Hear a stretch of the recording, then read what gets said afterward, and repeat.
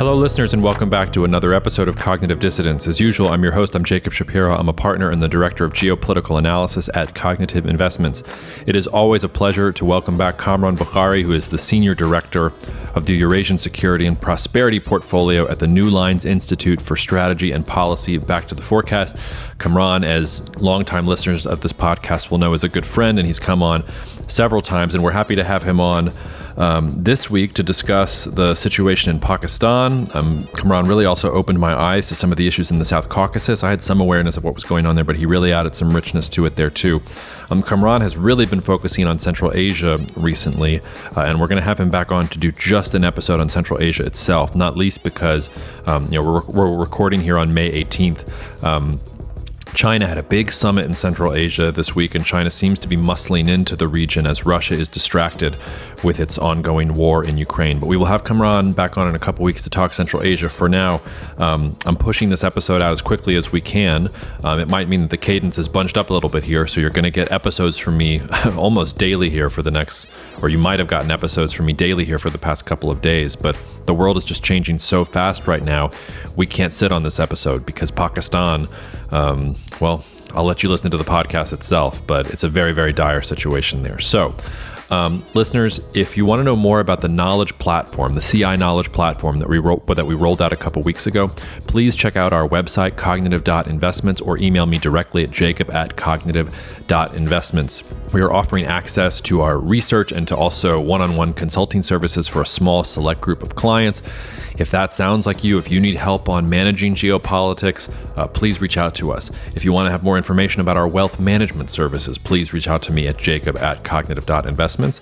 If you haven't left a review of the podcast or a rating of the podcast and you're a new listener, please consider taking 10 seconds out of your day to just put the 5 stars or 2 stars, however many stars you think we deserve, just put them in. It's immensely helpful for us. And last but not least, if you have suggestions for guests, good books that you read lately, a new recipe that you think I should try out, again, it's jacob@cognitive.investments. So, without further ado, let's get on to it. Cheers and see you out there. Cognitive Investments LLC is a registered investment advisor. Advisory services are only offered to clients or prospective clients where Cognitive and its representatives are properly licensed or exempt from licensure. For additional information, please visit our website at www.cognitive.investments. The information provided is for educational and informational purposes only and does not constitute investment advice, and it should not be relied on as such. It should not be considered a solicitation to buy or an offer to sell a security. It does not take into account any investor's particular investment objectives, strategies, tax status, or investment horizon. You should consult your attorney or tax advisor. Well, this is not meant to be a proper exercise. Kamran, the podcast has always tried to be conversations with friends, imbibing some beverage with the microphones just so happen to be on. And I wish we were doing it in person, but I appreciate you making the time to come back on. It sounds like you've got a very busy schedule. Yeah, just too much happening, and then there's daddy duty. My daughter's in 10th grade, and she takes up a lot of my bed. Well, this is going to be a terrible segue, but what's taking up a lot of global bandwidth in the world right now is your home country of Pakistan. I didn't know who else I wanted to talk to about this because I know some things about Pakistan and I've been trying to keep abreast of the situation there, but it's confusing even for somebody whose life is about geopolitics to figure out what's going on there. Just sort of the lay of the land, and tell me, and maybe I'll give the listeners a very brief lay of the land, Kamran, and you can sort of help me as we go from there. Imran Khan was this cricketer populist guy who became Pakistan's prime minister. At first, the military seemed to like him.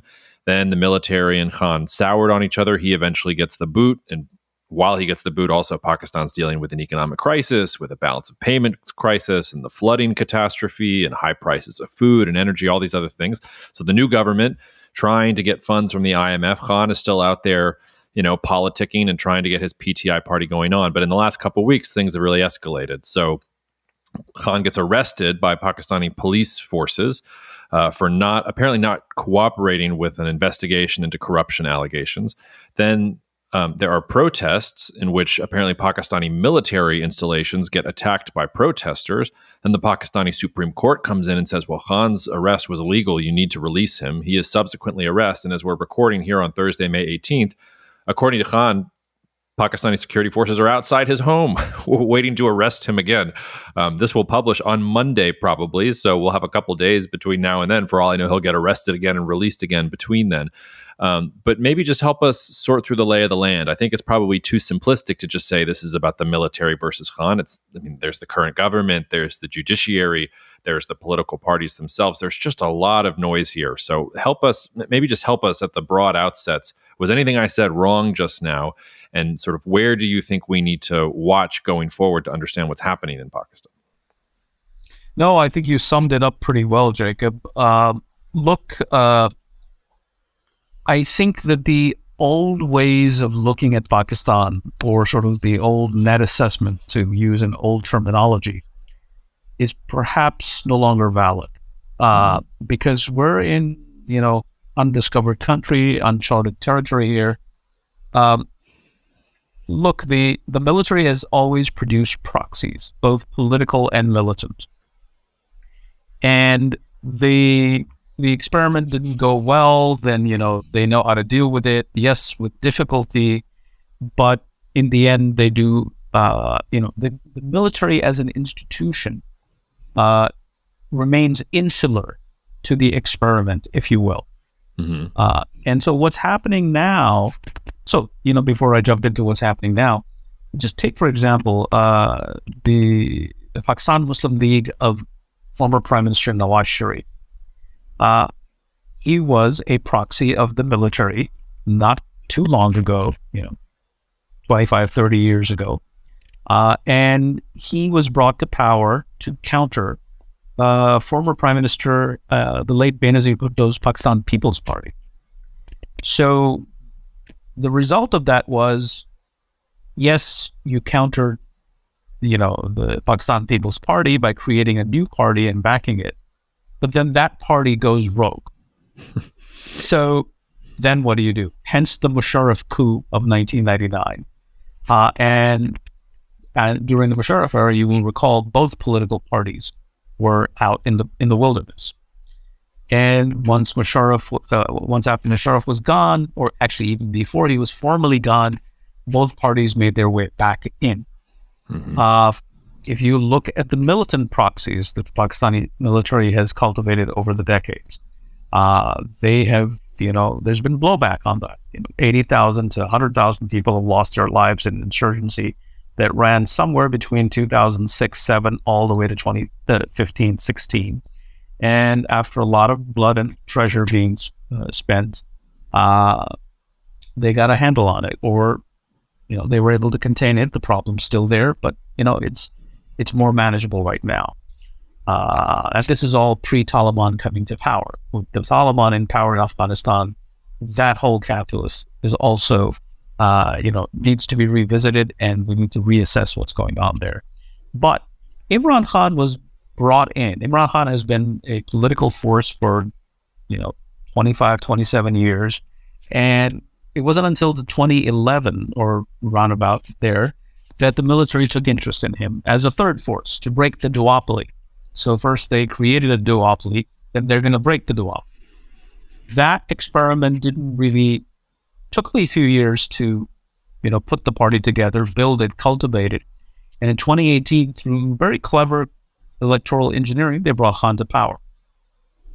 Now, guess what? That proxy went rogue as well. There's a certain logic here.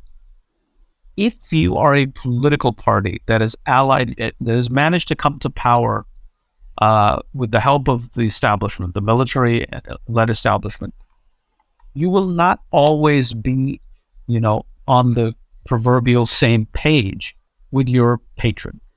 Mm-hmm. Your calculus is different, their calculus is different, and at some point, the honeymoon period is over.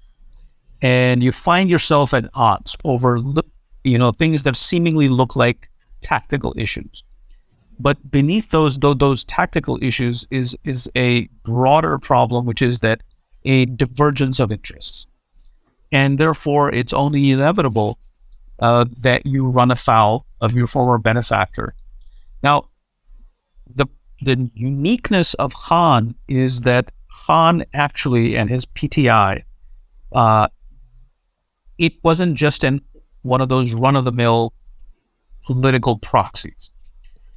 It was a proxy that had deep relations with the ecosystem of the military, with the broader social fabric of the military, the retirees, their families, and so on and so forth, which makes up a good chunk of the middle class. And so, for the longest time, these were allies. There's sort of for those who sort of among your listeners who understand what's happening in Turkey, it's kind of like what happened between the Gulen and the AKP. They came together to defeat the Kemalists. Once that was over, it was between them. And I think that's what has happened. Their ecosystems overlap. And what Khan has achieved, is that he basically penetrated through what was a largely insular military institution and its broader ecosystem. And there was lots of support, and there still is, for Khan from within, the serving officers in junior ranks, mid ranks, high ranks. It's an opaque institution. There's the fog of war. We cannot tell for sure, what is the scale of that, precise scale of that support. But he didn't come this far by attacking head on and calling out by name officers, the army chief, the head of the ISI, and his associates so publicly, something no other politician has ever done before. And until now, he was getting away with it. And I think that is the major shift that has happened in sort of the Pakistani political system, is that for the first time, the military's own ecosystem, its own body politic, has been contaminated by a proxy in such a significant way. Now, this doesn't mean that Khan has overwhelmed the military, but it poses a significant problem, which would explain to a large extent why it took them a year, actually 13 months, to actually crack down on the guy. Because they were, basically laying him, giving him a wide berth to vent his anger and whatnot, let him talk. And, eventually the temperature became too high. And, with the incident of the attack on military facilities on May 9th, after the arrest of Khan, was just sort of the trigger for this thing to come to blows. Well, where does Khan go from here? Because it seems like picking a battle with the Pakistani military, for as popular or for as much as he's been able to convert some of the body politic to his point of view. I mean, the Pakistani military is stronger, and they haven't just surrounded his house with police. They're arresting supporters. They're probably suppressing dissent. I mean, if the Pakistani military feels like it is threatened, like the proxy has gotten beyond itself, won't the Pakistani military sort of cut off its own arm to cure the patient? I mean, I feel like this is not going to end well for Khan, but he's not acting like a man who thinks that he's in danger. He's acting like a man who he seems to think he's holding the cards, or at least he's acting that way. Maybe it's an act. So yes and no. He does think that he holds the cards. He doubles down. I mean, he's not a quitter. He's not one to throw in the towel. He's very competitive. People who have followed his career, particularly his cricket career, know that very well. Many people may not recall or even know about this, but he actually mounted a coup against his own captain when during his cricket years, and became captain. So that's for those who have lived long enough and remember those days, or at least pay attention to cricket, are well aware of that. But there is that side to him, and he's not going to throw in the towel. He firmly believes that he is the one righteous in this battle. He sees himself as fighting the good cause. In other words, he's actually drunk his own Kool-Aid. But more importantly, he thinks that if he keeps at it, he will eventually win. He sees himself having come to a point where, yes, there'll be setbacks like the one that's happening right now, with lots of defections from his party happening as we speak.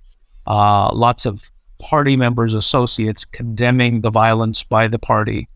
And this isn't happening organically. This is being, this is something that, prompted by the military because they have influence, and they're basically going to these people and say, your man is out of control and you got to decide which side you're on because this has gone too far.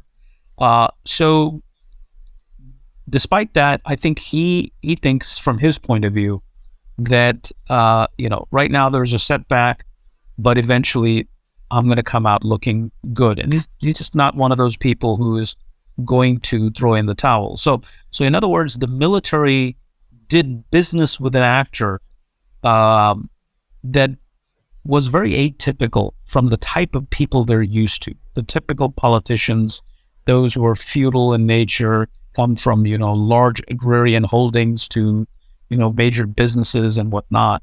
I'm talking about, the usual suspects or the old class of politicians. This guy's very different, and he's given them a tough time. But at the end of the day, you're right. Look, you can't come to power on the back of the military, and then within, say, what has it been, 4 years, gain enough power to turn against them and hope to succeed. No, obviously you're going to be cut down to size. I think he's seen a setback. We're not sure what's going to happen to him. What he has riding for himself, and something I should have mentioned earlier, is that he's the most popular politician in the country. Yep. And it wouldn't be an exaggeration that if elections were held today, that he would, I'm not willing to say that he may get a 2/3 majority, but that is the fear of the establishment, that if he gets that, then it'll be much more difficult for them to handle the Khan. But he will, win a comfortable majority, and that's the problem. And that he thinks that is his winning card, and he's going to leverage and milk that for all it's worth. He's not going to give up. He may be forced into a position that is uncomfortable, but eventually he's 70 years old, probably a little bit over 70. He sees himself, he's building a legacy for himself. He wants to be remembered as a great leader of the country. So this is a man you can't wheel and deal with in the normal way that the Pakistani military has gotten used to wheeling and dealing with the usual politicians. I have to confess that when I'm 70 years old, I hope that I'm on a beach somewhere drinking little drinks with little umbrellas in them. I have a hard time with all these politicians, Erdogan and Biden and Trump running around. They're old and I wouldn't want to do it. If I was as successful as these guys, I'd be somewhere else, but maybe that's not why I'm a politician. Kamran, if I could zero in a little bit more on what you just said, because I don't have a good sense of this. Why is Khan so popular? Because it's not like he's presided over a period of particularly good economic policy for Pakistan. If anything, the Pakistan economy, which should be actually really well suited for this multipolar world that we're entering into. Pakistan has great strategic location, hundreds of millions of people, well educated, lots of natural resources, and yet Pakistan's running out of money. They can't afford energy. All these things are happening to them, and they can't take advantage. They look across the border at India, and the distance between India and even Bangladesh and Pakistan continues to expand. Those two countries have a lot of economic dynamism that Pakistan just doesn't have, and it's not like Khan changed anything there. So what is the source of his popularity? And maybe you'll go back to the Turkey comparison, which Erdogan at first gave good economic policy, but then he's developed this emotional bond with a large part of the Turkish electorate that votes for him in spite of their own economic interests. Is that what Khan has? He has this emotional bond with the people. I have trouble sort of parsing through why people are so enamored with him or have such feelings of loyalty towards him. So that's a great question. And the answer is that people don't necessarily love him or support him for who he is. But he is perceived by a vast majority of people. And keep in mind that, the bulge is growing in Pakistan. And there are at least, from what I've seen, as many as 18 million new voters who are going to be participating in the next election. That entire strata of society is sick of the usual politicians, is sick of the military's intervention in politics, and they see in Khan hope. So yes, he hasn't delivered, but then the question is, look, he wasn't allowed to deliver. Even when he was in power, people can point to him being encumbered by the army, by the intelligence services. He kept saying, look, I'm going to put away and lock up all these people, the crooks and the thieves, basically his political opponents, but yet he couldn't. And so they people have sympathy for him, that he's fighting their fight. They really believe in what he says.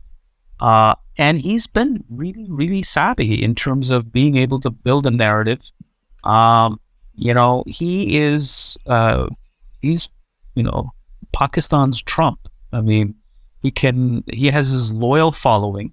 And then there are a large number of people who may not love him, but they hate the other side. And they say, hey, we gave a chance to everybody else and more than once. So let this guy come in. And then there are those who say, if he wins because we want democracy in this country. So let it be. This is everything, all of this benefits him.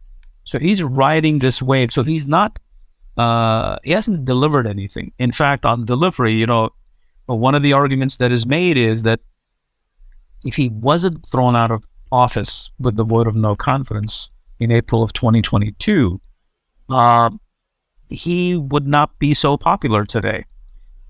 Plus, there's the political machine that he put together. He has appropriated the narratives that historically were developed by the military and the intelligence services. And he is, his machine is probably the most efficient when it comes to the use of social media and narrative building. They're, great info operators, if you will. And so it's a latent sentiment, but it's also the leveraging of that sentiment through skillful. His team is, a large number of young people who are ambitious, energetic, tech savvy, whereas the older political parties, they're like, dinosaurs, and they don't have comparable machines to go out. They're still doing politics the old way. So all of this explains his popularity. Just not so much love for him. There is that core cult-like, if you will, following. But on top of that, it is the hatred of everybody else that lets people gravitate towards him. Yeah. So directs people. Well, where does Pakistan go from here, Kamran? I mean, there really hasn't been substantive change in this country for decades, half a century. I mean, it's basically just been the same story repeated over and over and over again with different characters. Is Pakistan just sort of condemned to this eternal return of the same bullshit forever? Or is there some kind of change that could happen with Pakistan in the context of this conflict? Could this get worse? Are we looking at a real civil conflict within the country? What are our signposts for going forward? I think that it's going to get worse before it gets better, and a lot worse, because, let's just look at the financial needs of the country. Everybody has a different number, but it's safe to say that Pakistan needs at least $20 to $30 billion of assistance to get back on its feet. There's just not, the money's not there. Nobody is willing to cough up that amount of money, even collectively. There is no incentive. Look, United States, there are reasons why the United States historically aided Pakistan to the tune of tens of billions of dollars, because there was an interest. So in the first tranche of money, or the first period of close U.S.-Pakistani relations, is the 60s. The height of the Cold War, Pakistan is a frontline state. So Therefore, Pakistan becomes the beneficiary of a lot of U.S. financial assistance and military assistance.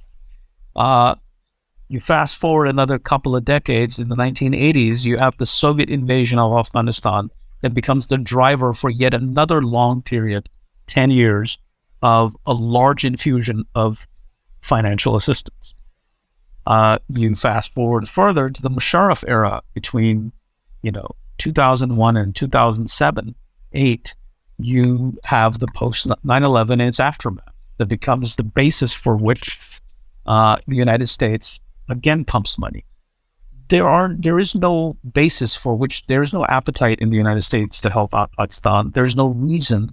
The world has changed. The United States has cut its losses in Afghanistan and has moved on. There is the Russian war in Ukraine. There is climate change. There is China. There are a host of other issues that just are sucking up the bandwidth. That's the United States. China. China has already poured, tens of billions of dollars in its signature BRI initiative called the China-Pakistan Economic Corridor, and they're not seeing any return on their investment. In fact, they're looking at losses, And so if you're the Chinese and you're looking at this situation, would you want to invest more money here? No. Nope. Then if you go to the Arab states, the Saudis and the Emiratis, who are probably the most closest of allies of the Pakistanis, and they have a lot more influence in Pakistan than do the Chinese and the Americans. They're looking at this and saying, oh my God, what are we dealing with over here? Recently, the Saudi finance minister, and it was a hint to both Pakistan and Egypt, indirect statement, that we are no longer in the business of cutting checks.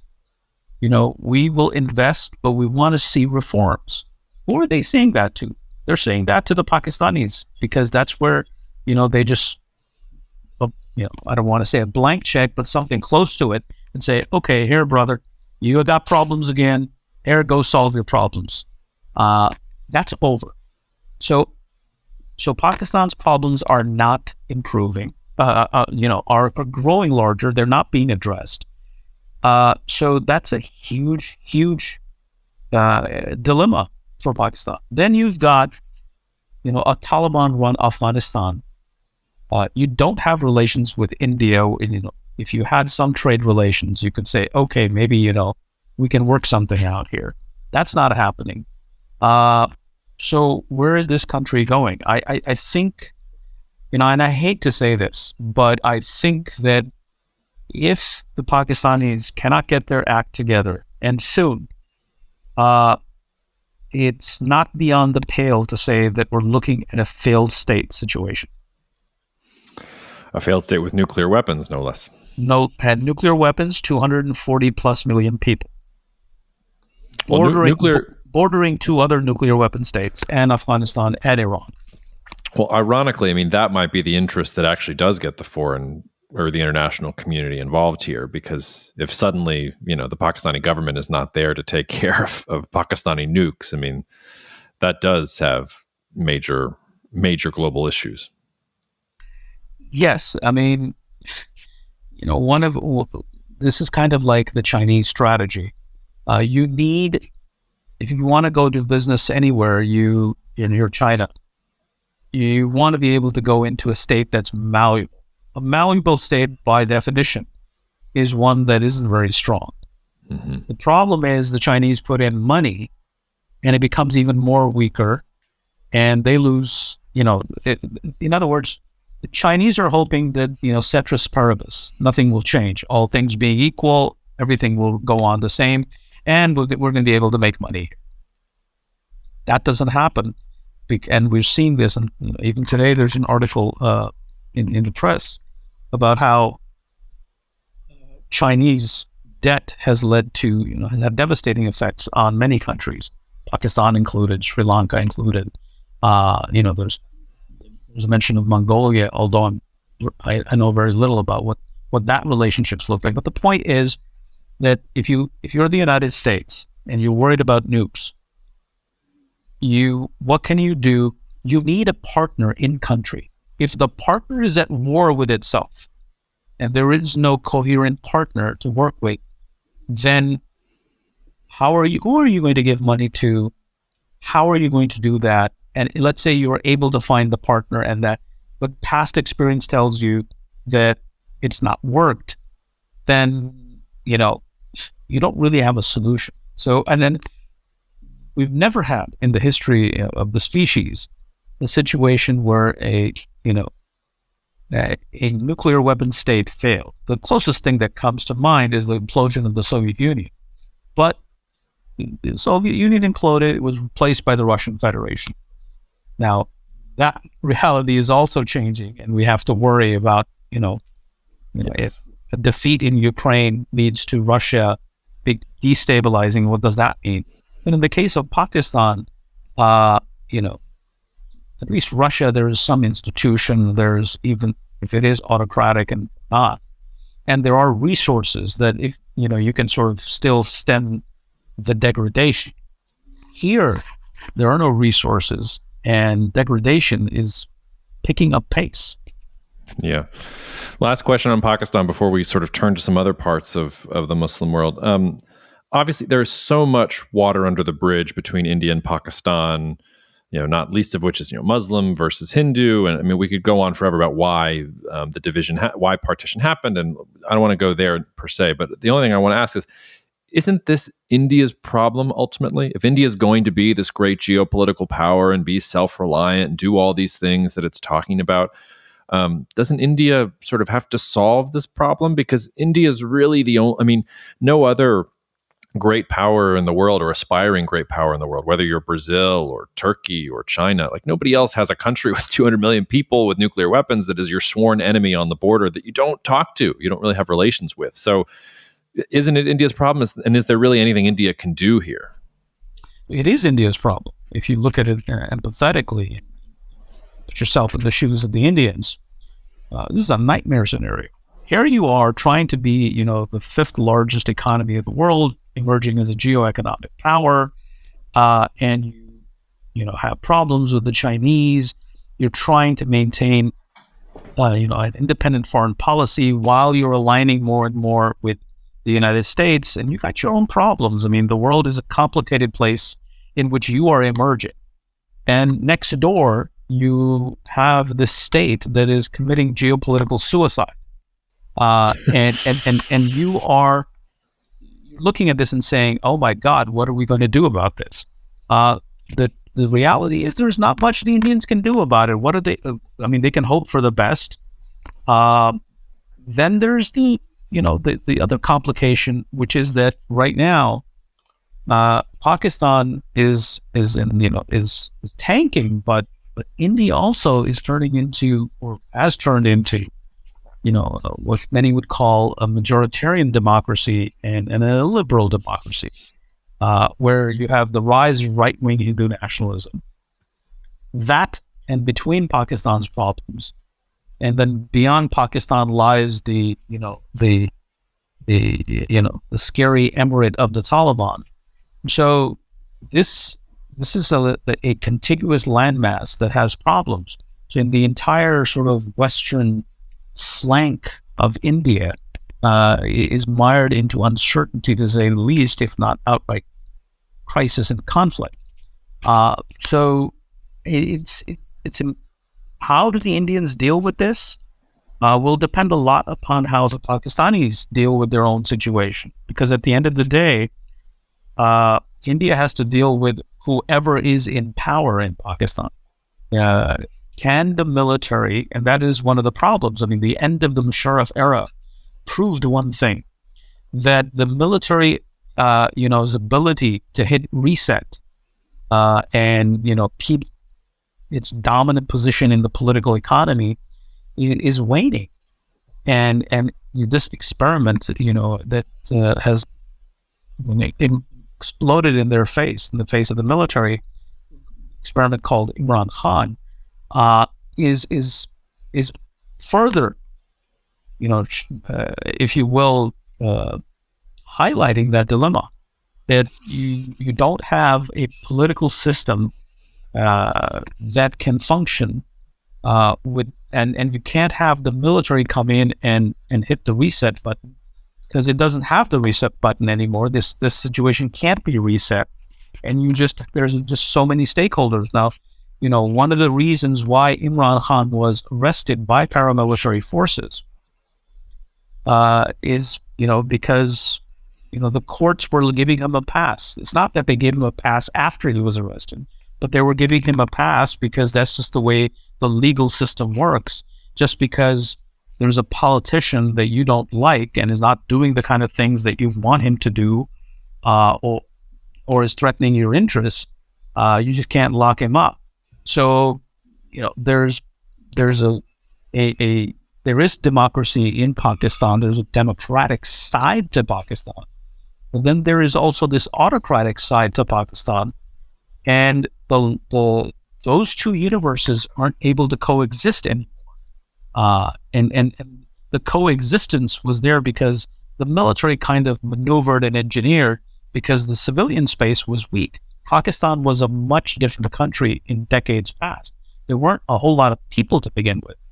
The dollar was not at 300 rupees. The Pakistani currency hadn't devalued. The economic situation was far better. We did not have social media, and just the level of public frustration wasn't there. So now all of this is happening. What are the Indians supposed to do? I mean, they just have to hope. They can hope that, hey, in the end, this doesn't completely go out of hand, and there's some method to the madness. Well, on that uplifting note, why don't we turn to the South Caucasus? You were the one who said, as we were talking before we got on the podcast, that you wanted to talk about the South Caucasus. There's a lot going on there. There's, Armenia, Azerbaijan, and Nagorno-Karabakh. This is one of the areas where Russia's lack of success in Ukraine creates a power vacuum, because Russia used to be the dominant power here. Now Turkey and Iran and other powers are seeking to push their influence into this area. So what is happening in the South Caucasus that catches your eye that we should be telling the listeners about? I think that we're not paying enough attention to the South Caucasus because of not just the Russian weakness, but also because Azerbaijan, and this is before the Ukraine war, December of 2020, was able to radically alter the balance of power in Nagorno-Karabakh and by extension, the broader South Caucasus, by taking large chunks of Nagorno-Karabakh from the Armenians, helped by the Turks. And so that was a game changer.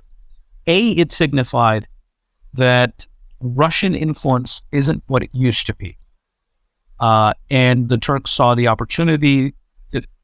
They helped them with military and intelligence means, and they enabled the victory that the Azerbaijanis got over their historic rivals, the Armenians.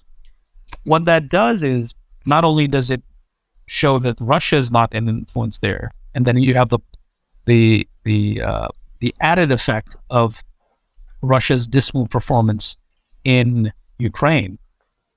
So you have that dynamic happening. Armenia and can no longer rely on Russia because although if you read today's papers, apparently Kremlin has invited both the Azerbaijani president, Mr. Aliyev, and Mr. Pashinyan, the Armenian prime minister, to come and for negotiations. But the reality is that the Russians can't shape the outcome of that region. Turkey is, as you said, has punched into what was clearly a Russian sphere of influence. But then there's also the southern border, which is, in my opinion, far more interesting. I think that the Russians have realized that they need to focus on Ukraine, and if they need to fix the situation for themselves in Ukraine. And if they can't do that, then the South Caucasus is also going to become a problem for them. So the order of priority over there is Ukraine first, then South Caucasus. In fact, South Caucasus and the North Caucasus depends on the outcome of the Ukraine conflict. Mm-hmm. So Russia is not paying attention beyond saying, hey, come, we'll mediate and you can have, we'll have dinner together and tea and whatnot and drinks and we'll talk about this. That's the extent. But what's really happening now, because of the weakening of Russian influence, is that Azerbaijan now has a much longer border with Iran. Those territories that were under the control of the Armenians, they've been taken over by Azerbaijan, and this is a problem for the Iranians. And at a time when Iran is going through its own, historic evolution, and the state is weakened, the protests seem to have died down for now, but the sentiment isn't going away. We've talked about, you and I, in previous podcasts about how the internal regime evolution is at an inflection point. So it comes as there's all of this in the South Caucasus on Iran's northern flank comes at a very bad time for the Iranians. Now, the key here is to realize that ethnic Azeris who live and straddle that border with Azerbaijan and the South Caucasus form Iran's largest minority, 25 to 30% ethnic Azeris. This terrifies the IRGC and the regime as a whole, because they're weak right now, and if somehow looking at their co-ethnic brothers north of the border succeeding, and then seeing the regime weaken, will there be a rising amongst ethnic Azeris who are Iranian citizens? And what does that do to the regime? The other thing here is that until now, the legitimacy, or sort of the glue with which the Islamic Republic held all of its minorities, perhaps no more than 55% of all Iranians can claim Persian heritage, ethnic heritage. They're Persianate by culture and language. But there are large minorities. We just mentioned the Azeris. There is the Balochis in the southeast. You have in the southwest the Ahwazi Arabs. You have Kurds, or straddled between the Azeri population and the Iraqi border. And these are vested populations. Until, for the longest time, you held all of this together through the glue of Islam, because this is an Islamic republic. It's a theocracy, a theocratic, parliamentary republic weird hybrid, but you got along. You were getting by. Now that the people are completely done with the theocracy, there's no patience for it, and we're seeing the rise of the IRGC trying to hold things together and have, or at least effect a soft landing for the regime once Khamenei is no more. The question of the minorities comes up. I mean, so if Islam is going to be somehow replaced with Iranian nationalism, then what about these sub-nationalisms? And what is they'll demand their share of power. If this is going to be, if Islam is no longer the thing, and which is no longer, because people do not subscribe, and one has to wonder, to what extent, even in the best days of the Islamic Republic, were all these minorities subscribing to the national narrative, which was so heavily, rooted in theocracy, Shiite Islamist theocracy. If that's no longer the case, then these people want a share of their power. How will the regime deal with that? So I think we're looking at a north-south, reality dynamic emerging in the South Caucasus. It's not just, we're looking at the South Caucasus. The Turks are looking at South Caucasus. The Azerbaijanis are looking at the South Caucasus as sort of this corridor by which you could have this, east-west trade, the Trans-Caspian corridor, or otherwise known as the Middle Corridor. That's the frame that they're looking at. They're looking at bypassing, Russia and asserting their sovereignty even more with Russia weakening.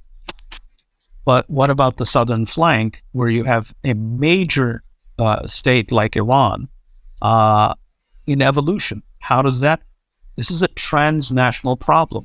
Mind you, that it was as recent as the mid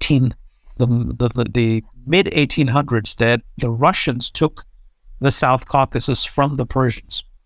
So what I'm saying is that we're at a historic moment here that is unfolding.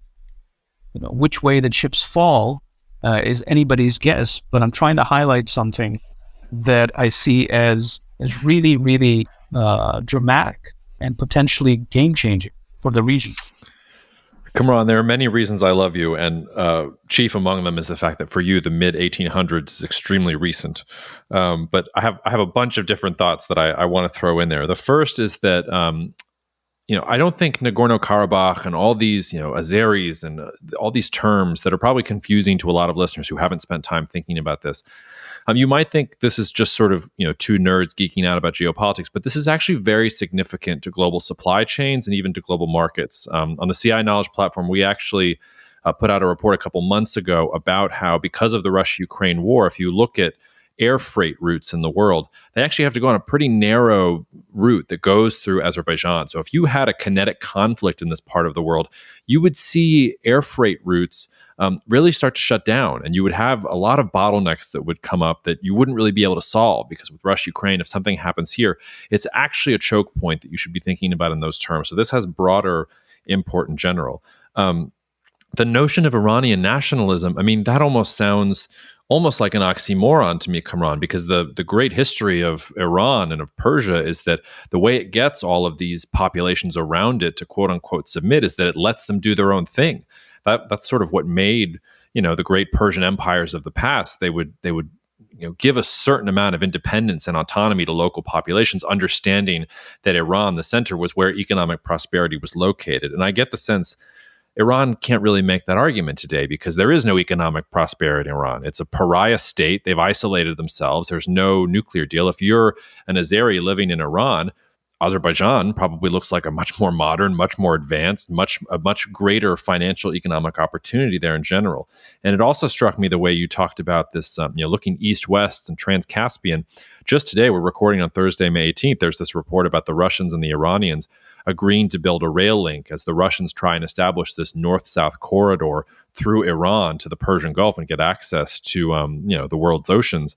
That seems asinine to me, the idea that Russia's suddenly going to let bygones be bygones with this historical rival in Iran, and it's going to be able to project power, not just in the South Caucasus, but through Iran on a rail link that's going to get all the way to the Persian Gulf. I just don't know what the decision makers in the Kremlin are smoking right now. But those are just some thoughts based on what you said. But I thought I would ask, and you can tie this back to sort of the broader points.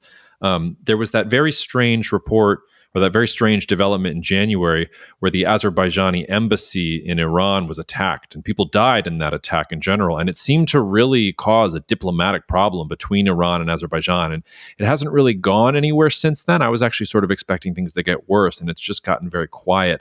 Do you have any insight about what that particular thing was about? And then sort of zooming out from that, you talked about Iran and maybe Iran coming apart at the seams, but let's say the supreme leader passes away in the next couple of years and the IRGC takes control.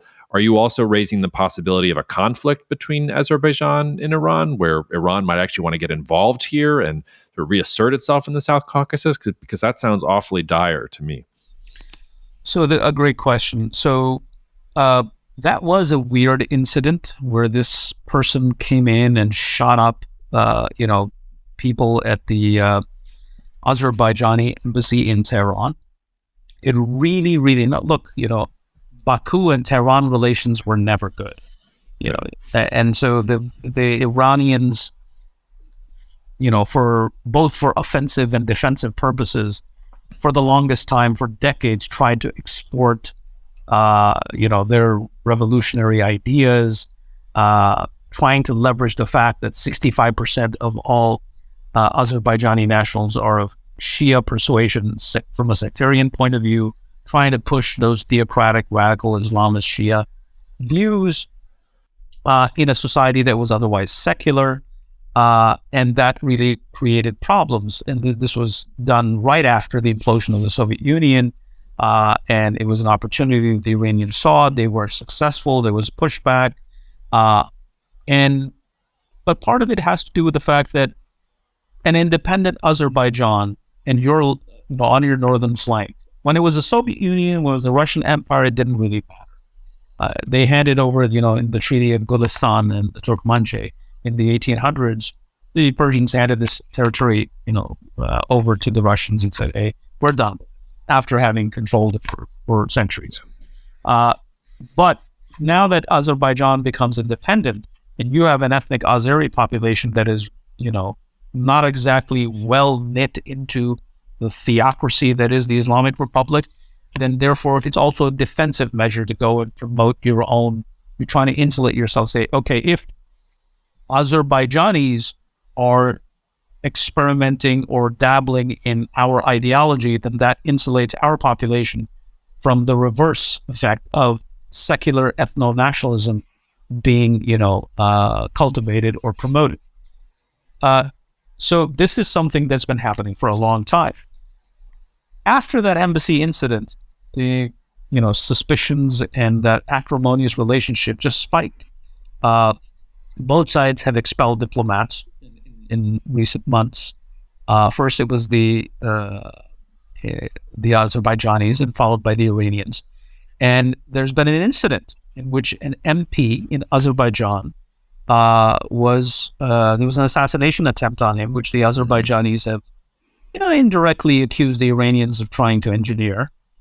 So relations are bad. The IRGC and the regular armed forces have done exercises on that border ever since the turn of events in Nagorno-Karabakh in late 2020. So yes, I am saying that the likelihood of conflict between Azerbaijan and Iran is growing.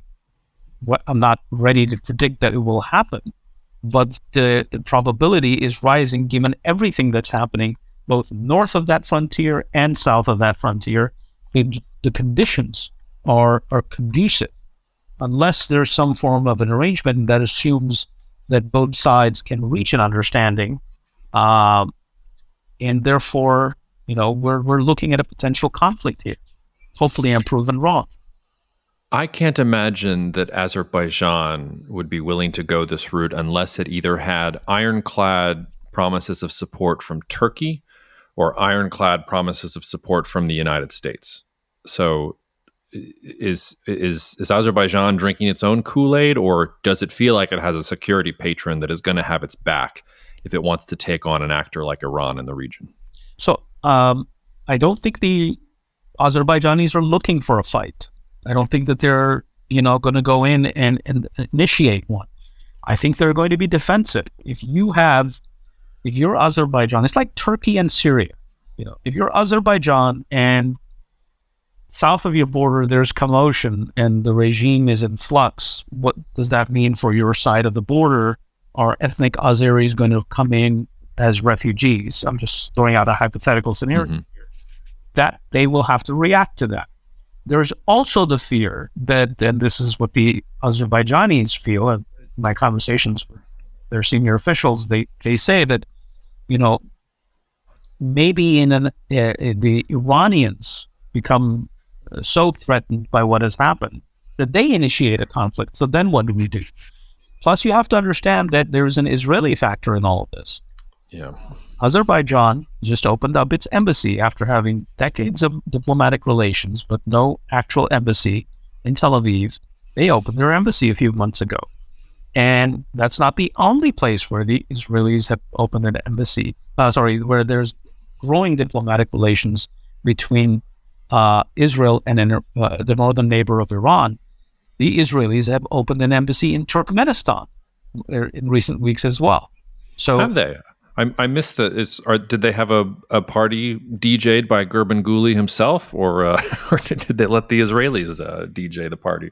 I think that the foreign minister, Mr. Cohen, was there for that. If I remember the reports accurately. So, but you just made my day. Listeners, if you're not aware, Turkmenistan is really the weirdest country in the entire world. Go onto YouTube and just search Gurbanguly New Year's Eve DJ. You'll thank me later. But sorry, Kamran, go on.